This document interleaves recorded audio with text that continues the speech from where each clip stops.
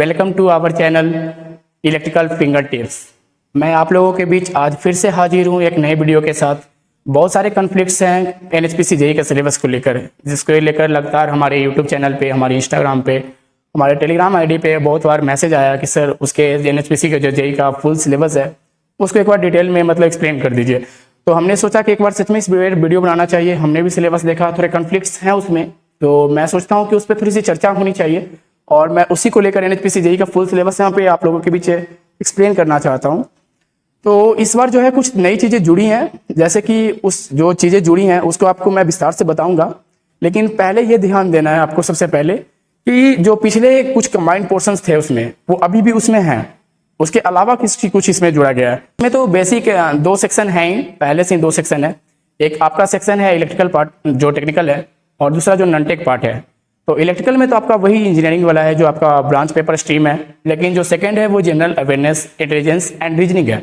तो हम यहाँ दोनों चीज़ की चर्चा करेंगे, लेकिन फिलहाल सबसे पहले हम चर्चा करते हैं आपके फर्स्ट सेक्शन जो है कि टेक्निकल पोर्शन की। बेसिकली इसमें 2 पोर्शन है, टेक्निकल और नॉन टेक। 2 पोर्शन इसमें है नॉन टेक। ये जो इंक्लूड करता है एक दूसरे में, फर्स्ट है आपका general intelligence and reasoning. General intelligence and reasoning, फिर साथ ही इसमें जो एक और पोर्शन है वो है जनरल अवेयरनेस। ये भी इसमें इंक्लूडेड है, जनरल अवेयरनेस। और इसमें तो आपका वही जो पेपर है जनरल इंजीनियरिंग के साथ साथ आपका जो स्ट्रीम पेपर है इलेक्ट्रिकल का, वो भी प्लस कंबाइंड है, इलेक्ट्रिकल का स्ट्रीम पेपर। तो आज हम सबसे पहले इस पे चर्चा करेंगे, इस पे फोकस करेंगे कि इसमें क्या पूछ रहा है आपसे, क्या इसका डिटेलिंग है, तो इसका विस्तार से मैं आपको बताऊंगा। तो सबसे पहले हम आपके बीच इसकी चर्चा करते हैं, जो हमारी इलेक्ट्रिकल इंजीनियरिंग जो स्ट्रीम पेपर पूछता है और इसके साथ जो कंबाइंड जनरल इंजीनियरिंग के कुछ पोर्शन अटैच्ड है। तो सबसे पहले हम इसकी चर्चा करेंगे। तो मैंने आपको यहाँ पे टेक्निकल में कुछ जो सबसे पहला चीज़ है नेटवर्क एंड सर्किट। मैंने सबसे पहले नेटवर्क एंड सर्किट को लिया है, बेसिक इलेक्ट्रिकल्स। इसमें आपको जो बेसिक चीज़ें पढ़नी है उसके बारे में मैं आपको बता दूं। बेसिक कंसेप्ट्स में आपको power, energy, voltage, current and उसके रिस्पेक्टिव यूनिट्स, ये सब आपको फाइंड आउट करने आने चाहिए, उसके प्रॉपर एनालिसिस के साथ आने चाहिए, और उसका डायग्राम वगैरह जो होता है वो आपको आना चाहिए, सर्किट सॉल्व करने आना चाहिए। सेकंड चीज़ है आपका basically Kirchhoff's current end voltage law, जिसे आप केसीएल एंड केवीएल कहते हैं। बेसिक सर्किट सॉल्यूशन करने आपको आना चाहिए, करंट वोल्टेज सर्किट में निकालना, ब्रांच में निकालना आपको फाइंड आउट करने आना चाहिए, नोड वोल्टेज पोटेंशियल ये सब क्रॉस निकालना आना चाहिए, थेवेनिन ये सब जो भी होता है वो सब आपको आना चाहिए प्रॉपर वे में, उसका प्रॉपर एनालिसिस के साथ आना चाहिए। फिर तीसरा चीज़ जो हम पढ़ते हैं वेवफॉर्म, जितना वेवफॉर्म का प्रॉपर एनालिसिस आपको आना चाहिए, इंस्टेंटेनियस वैल्यू फाइंड आउट करना आना चाहिए, peak value, RMS value, form factor, peak factor, peak factor का एक अनदर नेम क्रेस्ट फैक्टर, ये चीज भी आपको फाइंड आउट करने आना चाहिए। एवरेज वैल्यू क्या है, आरएमएस वैल्यू क्या है, ये पिछले बार में भी एग्जाम में पूछा गया चीज है। रेजोनेंस से भी रिलेटेड आपको चीज आनी चाहिए, resonance circuit, parallel resonance, series resonance, tank circuit वगैरह बेसिक कंसेप्ट्स हैं आपको नेटवर्क एंड सर्किट में। इतने चीज का आप स्क्रीनशॉट ले सकते हैं, इतने चीज बेसिकली आपको आना है और इतना चीज आपको पढ़ना है नेटवर्क एंड सर्किट में।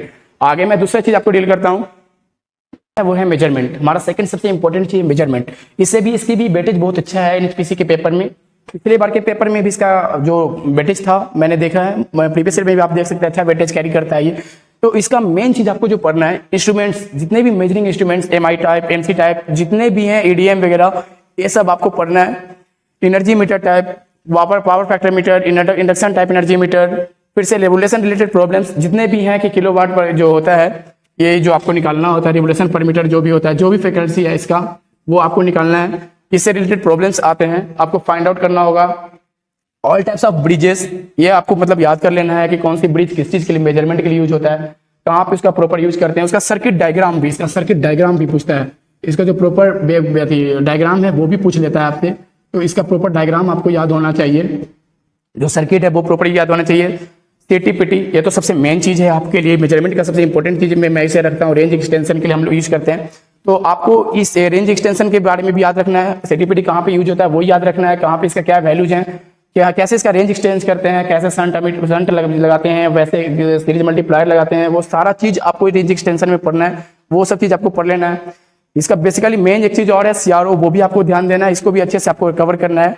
फिर आता है मल्टीमीटर। मल्टीमीटर भी आपको अच्छे से पढ़ना है। एनर्जी मीटर का सबसे मेन जो है वो आपको सारा चीज इंडक्शन टाइप मीटर जितना भी है सब इसमें कवर्ड हो जाएगा आपका। वो आपको इस टॉपिक को तो जरूर टच करना है और अच्छे से पढ़ के जाना है। और तीसरे सब्जेक्ट की मैं आपसे अब चर्चा करने जा रहा हूँ। और इसके बाद जो सबसे इंपॉर्टेंट चीज आता है आपके लिए वो है मशीन। मशीन्स के सबसे इंपॉर्टेंट टॉपिक्स में से कुछ टॉपिक्स को मैंने यहाँ मेंशन किया है जो कि आपके लिए बहुत ही मस्ट है। सबसे ज़्यादा मस्ट है आपके लिए इन सारे टॉपिक्स को कवर करना, जिसमें से सबसे पहले ट्रांसफार्मर, इसके सारे एप्लीकेशन, सारे एचवी मतलब एलवी जो भी रिलेटेड हैं, रेशियो वगैरह, ट्रांसफॉर्मेशन रेशियो वगैरह से जो भी प्रॉब्लम आते हैं, ब्रीथर, जितना भी रिलेटेड इससे क्वेश्चन है इसको तो आपको एकदम टच करना है और अच्छे बेहतरीन ढंग से करके जाना है। फिर से डीसी मशीन, इसके भी प्रॉपर एनालिसिस में स्पीड टॉर्क कैरेक्टरिस्टिक्स, जितने भी इसके कैरेक्टरिस्टिक्स हैं, जितने भी स्पीड रेगुलेशन वगैरह से चीजें हैं, वोल्टेज रेगुलेशन वगैरह से चीजें हैं, सब चीज इसमें आपको कवर करके जाना है। एसी मशीन्स के कुछ पार्ट्स हैं। देखिए मैं ब्रीफ में इंट्रोडक्शन दे रहा हूँ इसका, ज्यादा डिटेल नहीं जा रहा हूँ क्योंकि आपको डिटेल्स पता है, बस मैं एक कवरेज कर रहा हूँ आपको कि आपको क्या लाइन अप करना है खुद के लिए, तो मैं उसका प्रॉपर गाइडेंस दे रहा हूँ आपको।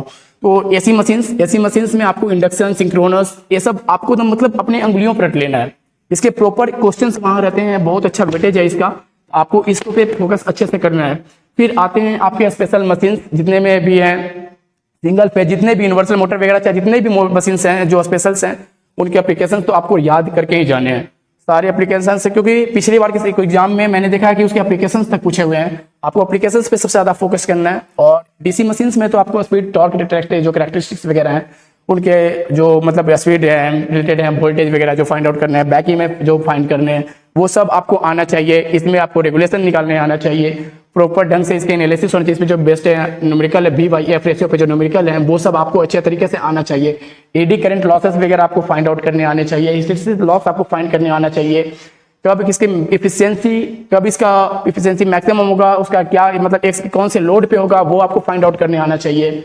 कॉपर लॉस, आयरन लॉस, उस सबका रेशियो फाइंड करने आना चाहिए। प्रॉपर एनालिसिस के साथ आपको इन सारे टॉपिक्स को टच करके अच्छे से जाना है। तो ये मशीन का सारा कवरेज है जिसको आपको एटलीस्ट टच करना है। इसके अलावा भी बहुत कुछ है लेकिन आपको इतने तो टच करके ही जाने हैं। तो आगे कुछ और भी टॉपिक है, पावर सिस्टम है, मैं उनकी चर्चा करूंगा अब।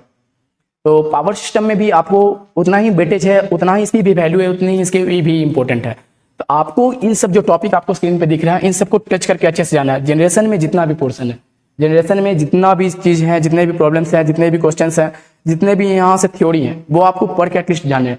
इनकी रेटिंग्स, इनके कहाँ कहाँ यूजेज हैं, कहाँ पे कौन सा ब्रेकर सर्किट, जो भी चीजें हैं आपको सब चीज इसमें, ट्रांसमिशन, डिस्ट्रीब्यूशन, जनरेशन, इन तीनों चीज में जितने बेसिक्स जो इक्विपमेंट यूज होते हैं वो सारी चीजों की रेटिंग के साथ साथ उसको आपको याद करके जाने हैं। तो मतलब कि बेसिकली हम ट्रांसमिशन वगैरह में स्टिकी एफिशिएंसी भी पूछता है, वो भी आपको फाइंड आउट करने आना चाहिए। और इंसुलेशन के कभी कभी वैल्यू भी पूछ देता है, या एयर का, रबर का वगैरह, तो आपको डायरेक्टली स्ट्रेंथ वगैरह पूछता है, तो वो सब आपको जानना होगा और वो सब आपको याद करके जाना होगा। फिर टैरिफ्स हैं, केबल्स हैं, यूटिलाइजेशन का पोर्शन है, यूटिलाइजेशन में बिल्डिंग, हीटिंग वगैरह जो भी है, इल्यूमिनेशन पोर्शन जो भी है, टैरिफ है, फिर से ट्रैक्शन वगैरह है, आपको वो सब प्रॉपर हैंडल मतलब कि आपको तैयारी करके जाना है। और एक भी पोर्शन आपको नहीं छोड़ना है। इसमें कुछ पोर्शंस और हैं जो मैं यहाँ पे मेंशन कर रहा हूँ। इसके साथ ही आपको सबसे जो मेन और मोस्ट इंपोर्टेंट चीज है वो है switch gear and protection. Switch gear and protection तो आपको ये पूरा कवर करके जाना है। जितने भी ब्रेकर्स हैं, सर्किट ब्रेकर्स हैं, वो याद करके जाने हैं, सारे रिले याद करके जाने हैं, सबका इलेक्ट्रोमैग्नेटिक जो टॉर्क होता है वो आपको फंक्शन याद करके जाने हैं, किसके क्या एप्लीकेशंस हैं वो याद करके आपको जाने हैं, किसका क्या अनदर अल्टरनेटिव नेम्स हैं वो भी आपको याद करके जाने हैं। अरे ये सब चीज प्रॉपर्टी आपको पढ़ने हैं। फिर से कुछ चीजें और हैं जैसे एस्टिमेटिंग एंड कॉस्टिंग में आई रूल्स वगैरह भी पूछ लेते हैं, वो भी आपके लिए बहुत इंपॉर्टेंट है। लाइटनिंग अरेस्टर्स वगैरह से भी पोर्शन आते हैं, वो सब भी आपको याद करके जाने हैं। और बिल्डिंग हीटिंग ये सब तो मस्ट है ही। और साथ ही साथ आपको कुछ पोर्शंस ऐसे भी हैं कि जैसे कुछ क्वेश्चंस होते हैं जो स्पेशल न्यूमेरिकल्स वगैरह होते हैं, स्पेशल न्यूमेरिकल्स वगैरह जो कि सिर्फ आपको डिस्क के वर्ड वगैरह फाइंड करने के लिए आते हैं, नंबर ऑफ पोल्स वगैरह फाइंड आउट करने के लिए आते हैं, तो उन पे भी बेस्ट कुछ क्वेश्चंस है ना जो आपको मतलब सॉल्व करके जाने हैं, आपको प्रिपेयर करके जाने हैं। उस चीज के लिए आपको इस पोर्शन पे सबसे ज्यादा फोकस रखना है, इन पे भी आपकी अच्छी कमांड होनी चाहिए, तब बेसिकली आप एनएचपीसी के अच्छे वेटेज को समझ पाएंगे और अच्छे पेपर दे पाएंगे। अगला जो है वो है बेसिक इलेक्ट्रॉनिक्स।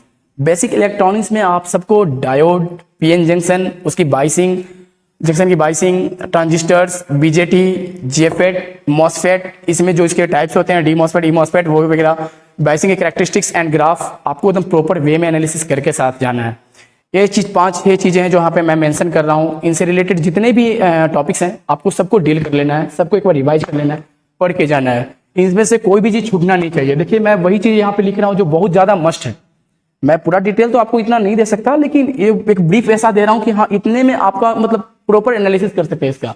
ये सबसे ज़्यादा मस्ट है और इनकी वेटेज सबसे अच्छे हैं।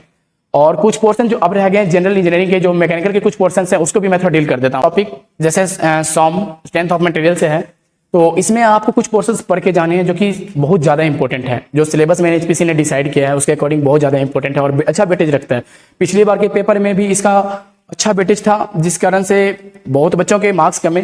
तो इनका प्रॉपर एनालिसिस करना है। मैंने यहाँ पे मतलब कि कैटेगरी वाइज लिख दिया है, कैटेगरी वाइज लिख दिया है कैसे क्या आपको पढ़ना है। स्ट्रेंथ ऑफ मटेरियल, उसमें आपको स्ट्रेस पढ़ लेना है, स्ट्रेन पढ़ना है, मॉडुलस ऑफ इलास्टिसिटी पढ़ना है, हुक्स लॉ पढ़ना है, स्ट्रेस स्ट्रेन कर्व पढ़ना है। इसके प्रॉपर यूनिट्स भी पढ़ने हैं आपको, इसके प्रॉपर यूनिट्स पढ़ने हैं, क्योंकि पिछली बार एक यूनिट्स भी पूछा था एनएचपीसी के एग्जाम में, तो यूनिट्स भी पूछना है, मतलब आपको याद कर लेना है अच्छे से। फिर फ्लूइड मैकेनिक्स है, इसमें आपको प्रेशर पढ़ना है, उसके डेफिनेशंस, उसके प्रॉपर यूनिट्स, प्रेशर में गॉज प्रेशर, एब्सोल्यूट प्रेशर। फिर फॉर्टिन्स बैरोमीटर के बारे में पढ़ना है और उसके एप्लीकेशंस पढ़ने हैं आपको। फिर कुछ पोर्शन हैं सरफेस टेंशन पढ़ना है आपको, कोहेसिव एंड एडहेसिव फोर्स पढ़ने हैं आपको। और फिर इसके जो चीजें हैं वो मैं आपको और लिख देता हूँ, आपको पढ़ लेनी है।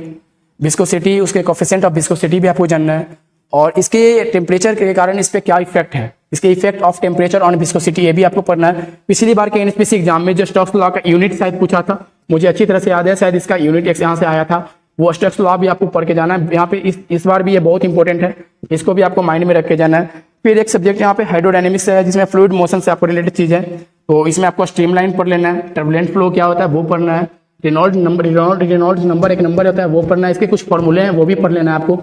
अगर आप बोलेंगे तो वो फॉर्मूला भी मैं मेंशन कर दूंगा आगे वीडियो में, या कमेंट बॉक्स में मैं ड्रॉप करवा दूंगा अगर रेनॉल्ड्स नंबर के बारे में तो कुछ जानकारी चाहिए तो। फिर इक्वेशंस ऑफ इक्विटी, ये जो है ये भी बहुत मस्त चीज है, इस बार इसको भी पढ़ के जाना है आपको। बर्नौलीज थ्योरम्स हैं और उसके एप्लीकेशंस हैं, तो कुछ एक पार्ट बच जाता है जो कि है फिर आपका। तो सबसे इंपॉर्टेंट जो चीज रह गया वो है इंजीनियरिंग ड्राइंग। इस बार जो एक नया पोर्शन और नया चीज ऐड किया है एनएचपीसी ने वो है इंजीनियरिंग ड्राइंग। तो इसमें आपको सबसे पहले इंट्रोडक्शन ऑफ ऑर्थोग्राफिक प्रोजेक्शन, सबसे इंपॉर्टेंट चीज जो ये आपको आना चाहिए, ये पढ़ के जाना है आपको। ऑर्थोग्राफिक प्रोजेक्शंस के बारे में हमें उसका इंट्रोडक्शन पूरा होना चाहिए। उसमें फर्स्ट एंगल, थर्ड एंगल के बारे में पढ़ना है आपको, उसके मेथड्स जानने हैं और उसके सिंबल्स, ये आपको डील करके जाना है खुद से। फिर से जो आता है पिक्टोरियल व्यू बहुत सारे होते हैं, pictorial view, isometric view, orthographic view, वो सब आपको पढ़ के जाने हैं।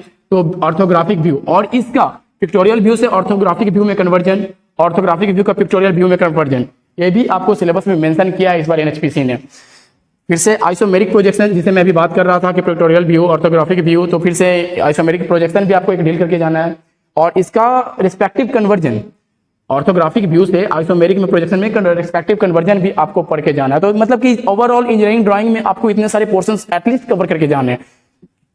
मार्क्स कैरी और जो मतलब रैंक बनाएगा आपका वो यहीं से बनेगा, इस पोर्शन से, इंजीनियरिंग ड्राइंग से, क्योंकि बहुत सारे बच्चे जो हैं इस पोर्शन को कवर अप अच्छे से नहीं कर पाएंगे। तो आपको इन पे ज्यादा फोकस रहना है, क्योंकि आपने साल भर 2 साल से मतलब आप तैयारी कर रहे हैं, पूरा इलेक्ट्रिकल चीज पढ़ रहे हैं, पूरा स्ट्रीम पढ़ लिए, कोर पढ़ लिए, लेकिन इन चीजों को आप छोड़ कर आगे आए हैं। तो इन चीजों पर आपको ज्यादा फोकस करना होगा और इनको प्रॉपर वे में आपको डील करके जाना होगा। और एक सेकंड पोर्शन जो है वो है नॉन-टेक का, जिसमें जनरल रीजनिंग और अवेयरनेस आता है, इंटेलिजेंस, रीजनिंग, अवेयरनेस। तो आप अगर चाहेंगे तो मैं उस पर भी एक वीडियो बना दूंगा। अगर आप कमेंट सेक्शन में इस मैसेज को ड्रॉप करेंगे कि हाँ मुझे उसका भी सिलेबस चाहिए, उसके भी डिटेल्स चाहिए, तो मैं वहाँ भी बना दूंगा। एक छोटा सा ब्रीफ वीडियो मैंने देने की कोशिश की है, ताकि वो मतलब ज़्यादा आप लोगों को समझ में आए, आप लोगों के लिए ज़्यादा ईज हो, आप समझ पाएँ इस चीज़ को। तो मैंने अपनी तरफ से पूरी कोशिश की है। तो जितनी भी चीज़ मैंने आपको बताया उनमें ये बहुत ज़्यादा मुझे इंपॉर्टेंट लग रहा है। ऐसे वेटेज तो सबका है, सब इंपॉर्टेंट है, लेकिन ये जो है आपको रैंक और मतलब कि मार्क्स और सिलेक्शन में आपका सबसे हेल्पफुल होगा, क्योंकि इसे बच्चा है ना, बहुत ही डिफिकल्ट सेशन है मुझे लग रहा है ये चीज इस बार के एग्जाम के पेपर के सिलेबस के अकॉर्डिंग। तो आपको इस पे कमांड रख के जाना है, इस पे पूरा फोकस रखना है, ये पूरी चीजों को पढ़ना है और अच्छे से पेपर देना है। तो अगर आगे आप भी और भी कुछ क्वेरी रह गए हो और मतलब कि जानकारी चाहते हो तो आप मेरे से जुड़ सकते हैं। मेरा एक टेलीग्राम चैनल है, आप मेरे टेलीग्राम चैनल पे जाके जुड़ सकते हैं। इलेक्ट्रिकल फिंगर टिप्स, कोई भी क्यूरी हो तो वहाँ आप पूछ सकते हैं। वैसे मैं अपना वो चीज़ अपने यूट्यूब के नीचे लिंक में डलवा दूंगा, डिस्क्रिप्शन में डलवा दूंगा इसका लिंक टेलीग्राम का। आप कोई भी क्यूरी है तो मैं वहाँ से पूछ सकते हैं। या इसका प्रॉपर एनालिसिस का आप स्क्रीनशॉट्स ले सकते हैं और लिए भी होंगे। और अगर आपको इसका पीडीएफ के रूप में भी चाहिए तो वो भी मैं आपको वहाँ दे दूंगा। तो जैसा लगे आप मुझे बताएं। Thanks for watching.